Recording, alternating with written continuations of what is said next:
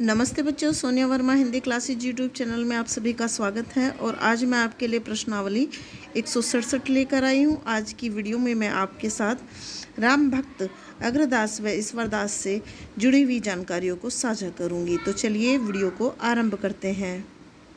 सर्वप्रथम अग्रदास जी से जुड़ी हुई जानकारियों को देख लेते हैं।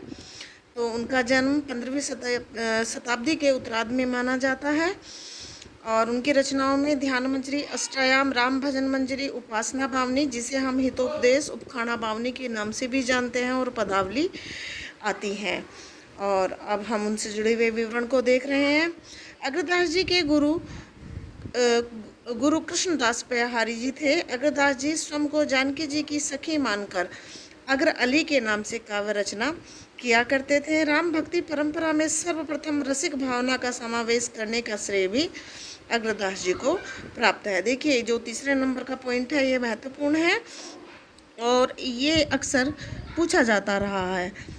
ऐसे पूछा जाता है कि कौन सर्वप्रथम रसिक भावना, राम भक्ति में रसिक भावना किसने सर्वप्रथम रसिक भावना का समावेश राम भक्ति परंपरा में किया? तो अग्रदास जी ने। अगला पॉइंट देख रहे हैं, बड़ा महत्वपूर्ण है। अग्रदास जी के प्रसिद्ध शिष्यों में भक्तमाल के रचनाकार नाभादास जी प्रमुख हैं। अग्रदास ने रसिक संप्रदाय की स्थापना की थी। अग्रदास जी ने जयपुर के समीप रवासा नामक स्थान पर अपनी गद्दी स्थापित की थी। अग्रदास जी रचित ध्यान मंजरी को रसिक संप्रदाय का आधारभूत ग्रंथ माना जाता है। तो ये जो पंक्ति है ये भी महत्वपूर्ण की श्रेणी में आती है और इसे भी आप अपने ध्यान में अवश्य रखें। और अब हम ईश्वरदास जी से जुड़ी हुई जानकारियों को देख लेते हैं।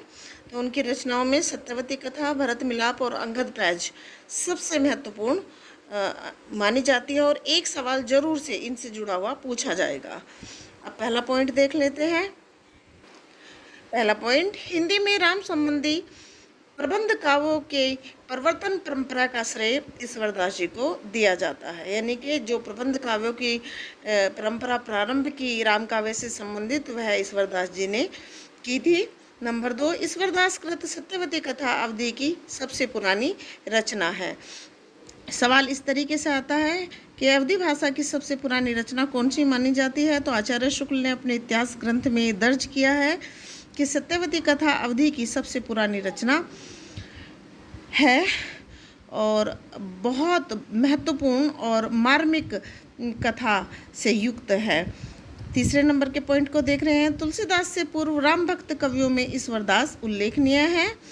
राम काव्य परंपरा में भरत मिलाप तथा अंगद पैज रामचरितमानस से पूर्व की विशेष उल्लेखनीय रचनाएं हैं, जिसमें राम कथा का बड़ा ही सार गर्भित वर्णन हमें प्राप्त होता है। पांचवें नंबर के पॉइंट को देख रहे हैं। भरत मिलाप में राम से मिलने को व्याकुल भरत की कथा का वर्णन हुआ है, जो अत्यंत मार्मिक है और उनकी व्याकुलता देखने की जो मतलब एक इतने मार्मिक प्रसंगों में उनकी व्याकुलता यहाँ पर ईश्वरदास जी ने वर्णित की है जो रोंगटे खड़ा कर देती है। छठे नंबर के पॉइंट को देख रहे हैं। रामचरितमानस से पूर्व राम काव्य से संबद्ध केवल 2 ही रचनाएं ईश्वरदास कृत भरत मिलाप व अंगद पैज मिलती है। यहाँ पैज का मतलब होता है अंगद का पैर, पैज, ठीक है।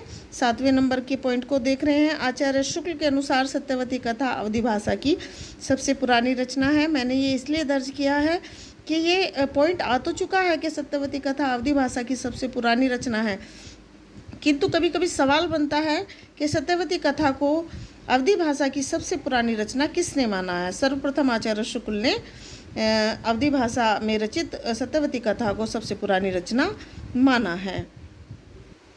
और इस वीडियो का अंतिम पॉइंट, सत्यवती कथा 5 चौपाइयों पर 1 दोहे में रचित रचना है।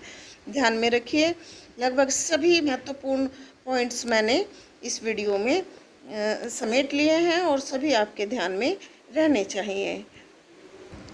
आशा करती हूँ आज की वीडियो आपको पसंद आएगी। यदि वीडियो पसंद आए तो वीडियो को लाइक कीजिए और चैनल को सब्सक्राइब करना न भूलें और वीडियो को ज़्यादा से ज़्यादा शेयर कीजिए।